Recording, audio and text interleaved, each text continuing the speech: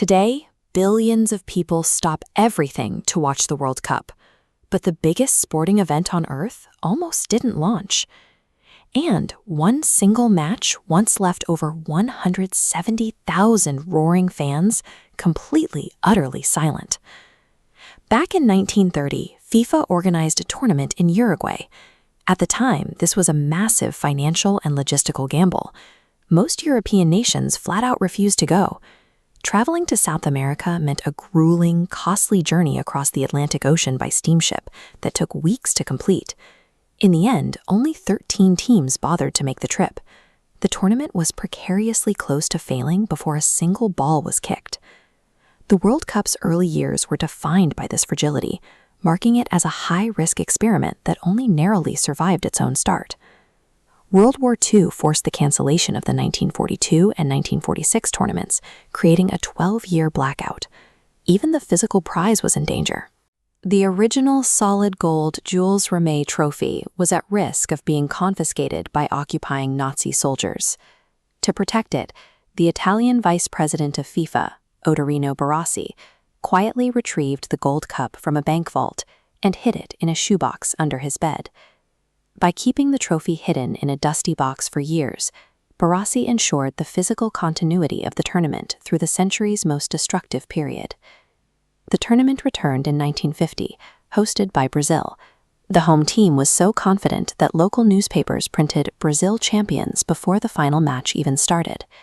Over 170,000 fans packed into the massive Maracanã Stadium in Rio. To claim the title, Brazil only needed a draw against Uruguay. But with 11 minutes left on the clock, Uruguay scored. The largest crowd in football history fell into absolute silence. This 2-1 defeat, known as the Maracanazo, became a psychological trauma that scarred Brazilian football culture for decades. Brazilian football required a new path to heal from that devastation. They found it in a scrawny 17-year-old kid named Pelé. In 1958, Pelé dominated the pitch, brought the World Cup back to Brazil, and established the standard for global football superstardom. In 1986, the spotlight shifted to a more chaotic figure, Diego Maradona. Maradona turned a match against England into high-stakes drama, pairing a blatant, unpunished handball with a 60-yard solo run that is still debated today. These icons demonstrated that the World Cup could be a vehicle for national identity and individual stardom, ensuring the competition stayed relevant during difficult periods. The tournament has expanded exponentially. It began with 13 stranded teams in 1930, but by 2026, the field grows to 48 nations.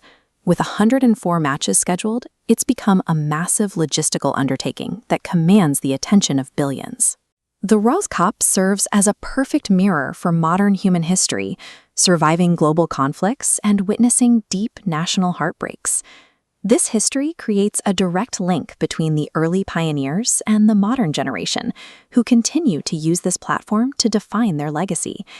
The journey from a 1930s voyage to a multi-billion viewer event proves the tournament's enduring pull. Share your favorite World Cup moment in the comments. Hit subscribe and see you next video.